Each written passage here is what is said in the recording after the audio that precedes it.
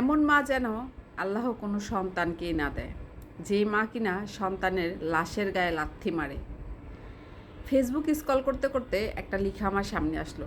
লেখাটা এমন ছিল, একজন প্রবাসী, সে দীর্ঘদিন যাবৎ প্রবাস করতে করতে সে প্রবাসেই স্ট্রোক করে মারা যায়।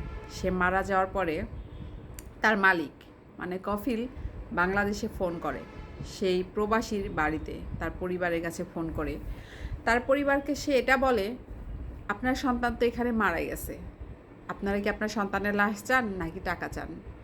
যদি আপনারা টাকা চান তাহলে আমি আপনাদেরকে 6.5 লক্ষ টাকা দেব, আর লাশটা আমি এখানে কবর দিয়ে দিব।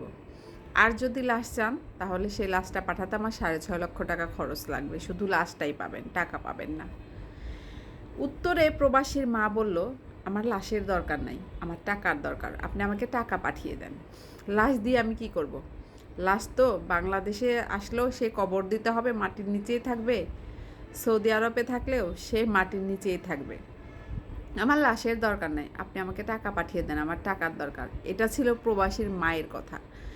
একজন মা কিভাবে এমন কথা বলতে পারে আমি বুঝি না। কিন্তু প্রবাসীর স্ত্রীর কথা ছিল, আমার টাকা চাই না, আমার স্বামীর লাশ চাই। আমি টাকা দিয়ে কী করব? আমি শেষবারের মতো আমার স্বামীর মুখটা দেখতে চাই। আমার স্বামী তো প্রবাসে থাকতো, আমি তাকে কাছে পাইনি, সে তো সবসময় দূরেই থাকতো। কিন্তু শেষবেলা আমি তার মুখটা দেখতে চাই। আমি তার কোনোদিন আমার স্বামীর মুখ দেখতে পারবো না, কোনোদিনও চাইলেও আমার স্বামীকে দেখতে পারবো না। তাই শেষবারের মতো আমি আমার স্বামীর মুখটা দেখতে চাই, আমার টাকা লাগবে না। এই কথা শোনার পরে কফিল লাশটাই দেশে পাঠিয়ে দিল, টাকা দিল না। ওই প্রবাসী লাশটা যখন বাড়িতে এসে পৌঁছানোর পরে মা এসে সে লাশের কফিনের গায়ে লাথি মারল। একজন মা কিভাবে পারে সন্তানের লাশের গায়ে লাথি দিতে শুধু টাকার জন্য? হাইরে মা! মা জাতি অনেক সম্মানের, মা শব্দটা অনেক সম্মানের, অনেক মর্যাদার। একজন মায়ের কাছে নাকি সব কিছুর ঊর্ধ্বে হচ্ছে সন্তান, আর সেই মা টাকার জন্য এসে সন্তানের লাশের গায়ে কীভাবে লাথি দিতে পারে? কারণ তার স্ত্রী চেয়েছিল শেষবারের মতো স্বামীর মুখটা দেখতে, তার স্ত্রী টাকা চায়নি, কিন্তু মায়ের টাকার দরকার ছিল, তাই লাশটা মা চায়নি।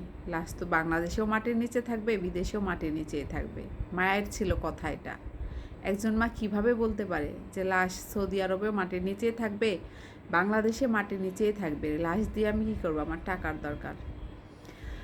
আল্লাহ যেন এমন মা কোনো সন্তানকেই না দেয়, কোনো সন্তানকে এমন জঘন্য মা না দেয়, যে মা জাতির কলঙ্ক। টাকার বিনিময়ে সে ছেলের লাশটাও চায় না, যে ছেলেটা প্রবাস করতে করতে নিজের জীবন শেষ করে দিছে পরিবারের লোকের জন্য। শেষ পর্যন্ত তার শেষ নিঃশ্বাসটাও ত্যাগ করছে বিদেশের মাটিতেই, পরিবারকে কাছে পায়নি। আর এই পরিবার তার লাশটাও গ্রহণ করতে চায় না, শেষ বেলা তারা টাকাই চায়। এমন মাও পৃথিবীতে হতে পারে। আল্লাহ এমন মা কাউকে না দিক, কোনো সন্তানকেই আল্লাহ এমন মা না দিক।